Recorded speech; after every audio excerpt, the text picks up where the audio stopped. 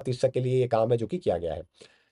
चलिए, एक बच्चे ने अभी डब्ल्यूपीएस का, वेस्ट बंगाल के डब्ल्यूपीएस मनोजोत है, उन्होंने, थैंक यू मनोजोत, मनोजीत, मनोजीत ने ये पेपर भेजा है, 31 तारीख को ये पेपर हुआ था। इसको डिस्कस कर लेते हैं। तो मैंने पहले भी आपको बोला है, bunesh@class24.study।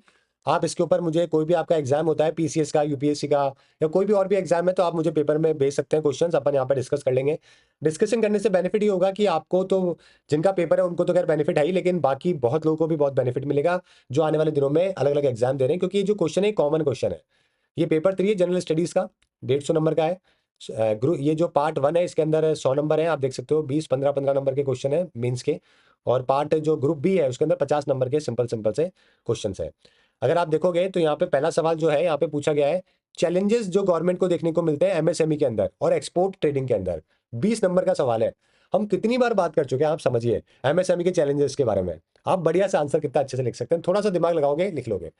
अगर आपको इंडिया में कोई भी राइटिंग एग्जाम निकालना है ना, तो मैं आपको बता रहा हूँ कि जो करंट अफेयर के टॉपिक अपन कवर करते हैं ना, उसको आप अपने क्लास के बाद में उसका आंसर राइटिंग स्टार्ट कर दो।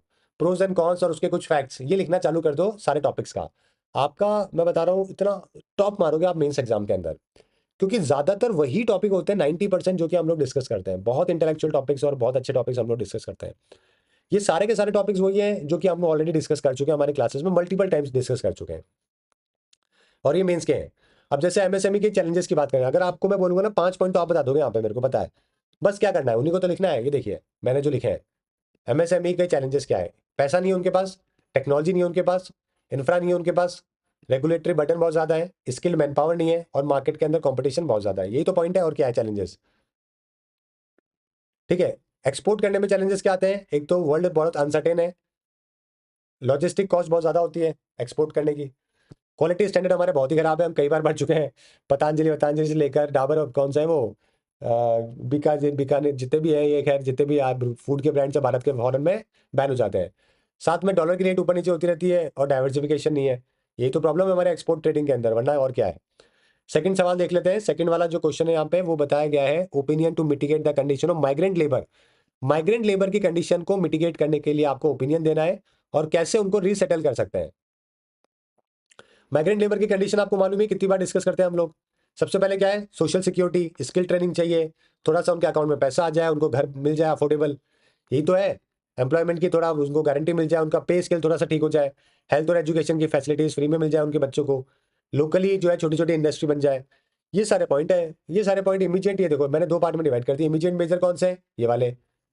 लॉन्ग टर्म कौन से हैं, ये वाले। बस इससे अच्छा आंसर और क्या हो सकता है। इसको थोड़ा डिटेल में लिखना है, क्योंकि वहाँ पे 15 नंबर का है, खैर ऑब्वियसली वो दो दो लाइनें भी ऐड करोगे तो हो जाएगा। खैर, तीसरा सवाल है आत्मनिर्भर भारत को लेकर।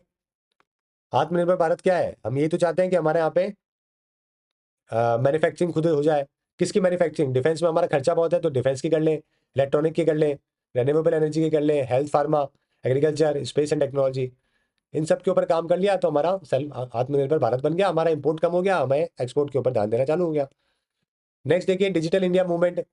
आप लोग क्या कर रहे हो, डिजिटल इंडिया का तो पार्ट हो आप भी, आप लोग, कि हर घर में इंटरनेट हो, डिजिटल गवर्नेंस हो, सारी सुविधाएं जो है आपको मिल जाए। उसका एग्जाम्पल दे सकते हो आप, डिजी लॉकर, है ना। अभी मैंने कुछ दिन पहले आपको वो रोड वाला बताया था, राजमार्ग यात्रा है, 3,000 रुपये में 200 गेट आपको टोल मिलता है हाईवे पे, वो भी एग्जाम्पल है।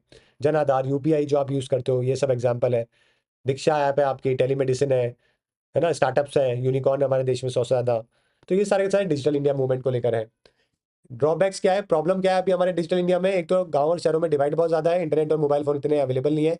साइबर सिक्योरिटी बहुत प्रॉब्लम है, लोगों को पता ही नहीं है, इतना नुकसान हो जाता है। प्राइवेसी के कंसर्न है, और डिजिटल लिटरेसी नहीं है। मोबाइल फोन तो सबके पास है, लेकिन यूज़ कैसे करना है सही तरीके से ये नहीं पता। तो यही तो है डिजिटल भारत की प्रॉब्लम, और क्या, कितनी बार पढ़ते हैं हम लोग। इसी प्रकार से लद्दाख के बॉर्डर डिस्प्यूट को लेकर है, गलवान वैली का इंसिडेंट है, क्वाड को लेकर आप बात कर सकते हो, अभी बात कर सकते हो आप एससीओ के बारे में, डिफेंस टाइप को इंप्रूव करने में, एयर डिफेंस सिस्टम हमारा कुछ दिन पहले हमने पढ़ा है। ये सब आपने डाल दिया तो हो गया आपका लद्दाख वाला आंसर रेडी। ठीक है। अब यहाँ पे पेपर में एक, यहाँ पे इस पेपर में एक फुल फॉर्म भी पूछी गई है, 2 नंबर के, 5 नंबर की 2 फुल फॉर्म, क्या बात है यार। सोचिए आप, मतलब कितना बढ़िया, 10 नंबर कितने फ्री के हैं। एक तो नाबार्ड की फुल फॉर्म है, national bank for agriculture and rural development, सबको मालूम है। एक मॉक है, ये क्या है कि मैसिव ओपन ऑनलाइन कोर्स है। जो ऑनलाइन कोर्स होते हैं ना, सबके लिए अवेलेबल होते हैं कई सारे प्लेटफॉर्म पे, जैसे कि खान अकेडमी करके एक यूएस के अंदर, है ना, उनके सारे फ्री कोर्सेज हैं। गूगल के, गूगल फॉर एजुकेशन के फ्री कोर्सेज हैं, इनको बोलते हैं मैसिव ओपन ऑनलाइन कोर्सेज। ठीक है। यहाँ पे फुल फॉर्म, अच्छा 5 फुल फॉर्म पूछी है, दो तो एक एक नंबर, 2 2 नंबर की ये हो गई, और 3 ये हो गई। अब ये देखिए तीन कितनी सिंपल फुल फॉर्म है। एक तो है प्रधानमंत्री ग्राम सड़क योजना, यूएनएफ ट्रिपल से कितनी बार पढ़ते हैं हम लोग, United nation framework for climate change. और एक सेबी की फुल फॉर्म क्या है, सेबी की security and exchange board of India. अच्छा, वैसे ही 5 2-2 नंबर के और हैं, इनके पूछा गया है mention the year in which the following scheme. अच्छा, ईयर कौन से साल में स्टार्ट हुई? उज्ज्वला योजना कब स्टार्ट हुई थी? एलईडी बल्ब बांट रहे थे जब 2014 में, उज्ज्वल हो गई 2014 की। मनरेगा कब आई थी? मनरेगा मनरेगा कब की? 2005 की है। मनरेगा 2005 की है। और ये देखो Jawaharlal Nehru national urban renewable mission, इसी को तो नाम बदल के मनरेगा बाद में किया गया था। तो ये भी 2005 की है, जो कि शहरों में इसको खैर शहरों के लिए कर दिया गया था इसको, और उसको गांव के लिए कर दिया गया था। प्रधानमंत्री ग्राम सड़क योजना 2010 की है। और जनधन आपको मालूम ही है, जब डिमोनेटाइजेशन से पहले किया गया था, आई थिंक इसको जनधन को 2014 में लॉन्च किया गया था। ये आपके हो गए। अगला सवाल 2-2 नंबर के, जायकवाड़ी हाइड्रो इलेक्ट्रिक प्रोजेक्ट किस नदी के ऊपर है? पैथान जायकवाड़ी जो है ये गोदावरी के ऊपर है, महाराष्ट्र के अंदर। पास बताना है आपको, southern end of the Nilgiri hill, Nilgiri hill के साउथ में कौन सा पास है? तो पालाखंड के बारे में हम लोग पढ़ते हैं, वो हो गया। हाउ मेनी बायोडाइवर्सिटी हॉटस्पॉट, कुछ दिन पहले हमने पढ़ा था इसके बारे में। तो बायोडाइवर्सिटी हॉटस्पॉट तो कितने हैं हमारे देश में? 4 है ना। एक तो हिमालय हो गया, एक आपका वेस्टर्न घाट्स हो गया, एक आपका अंडमान निकोबार, और एक आपका इंडो बर्मा। 4 हो गए, आंसर 4 हो गया। कौन सा किंग जो है वो लायन कैपिटल ऑफ सारनाथ से संबंधित है? आपको मालूम है अशोका है। कौन सी फार्मिंग में slash and burn method use किया जाता है जंगल में, नॉर्थ ईस्ट में? इसको बोलते हैं झूम कल्टीवेशन, कई बार पढ़ चुके हैं। रिसेंटली कौन सी मिसाइल हम लोग एक्सपोर्ट कर रहे हैं? ये भी हमने अभी रिसेंटली पढ़ा है, ब्रह्मोस, आपको मालूम ही है। फिलीपींस को एक्सपोर्ट कर रहे हैं $400 मिलियन। नाबार्ड के साथ एमओयू किसके साथ हुआ? तो ये हुआ था नाबार्ड के साथ, ये हमने कवर नहीं किया था, ये एमओयू वाला पार्ट हमने कवर नहीं किया। तो नाबार्ड का जो एमओयू हुआ था, जो मैंने पढ़ा था क्या, लेकिन मेरे को लगा था कि इंपॉर्टेंट नहीं है, इसलिए मैंने कवर नहीं किया था, क्योंकि एमओयू होते रहते हैं बहुत सारे, 50 तरीके के। तो ये नाबार्ड ने यूएनडीपी के साथ में किया था समवेयर, यूएनडीपी शायद आंसर हो सकता है इसका। ठीक है। ये क्लाइमेट एक्टिविस्ट जो कि मेंबर बनी एंटोनियो गुटरेस के न्यू यूथ एडवाइजरी ग्रुप की ऑन क्लाइमेट चेंज, इनका नाम है अर्चना। ये भी अपन ने कवर नहीं किया। खैर, स्पेशल ड्राइंग राइट आपको मालूम है, आईएमएफ कई बार पढ़ते हैं हम लोग। और राज्यसभा के मेंबर कैसे इलेक्ट होते हैं? विधानसभा में से, ये भी कई बार पढ़ते हैं हम लोग। Which part of the plant evaporate water, कितना सिंपल आंसर है बायोलॉजी का। ठीक है, प्लांट को इवेपोरेट करते हैं, किससे होता है? स्टोमेटा, जो लीव्स है ना, वहीं से तो प्लांट में पानी इवेपोरेट होता है। कौन से साल में लक्काडाई, मिनिकॉय और अमरावती को लक्षद्वीप के अंदर चेंज कर दिया गया, एक्ट ऑफ पार्लियामेंट? ये तीनों हुए थे जब हम लोग लक्षद्वीप वक्षद्वीप पढ़ते हैं, तब हम लोग पढ़ते हैं इसके बारे में। ये एक्ट जो आया था 1973 में आया था। पुलिट्जर प्राइज के बारे में हम लोग पढ़ते हैं, कब स्टैब्लिश हुआ था? ये 1917 में हुआ था। पनामा कैनाल आपको कुछ दिन पहले पढ़ाया था मैंने, 1914 के अंदर बना था, 100 साल से ज्यादा हो चुके हैं। इंडिया की ओल्डेस्ट साइंटिफिक डिपार्टमेंट कौन सा है? कई बार पढ़ चुके हैं, हमारा आईएमडी 1875 में। ठीक है, ये सारे के सारे सवाल है आपका पेपर का, हार्डली पेपर मतलब कुछ है।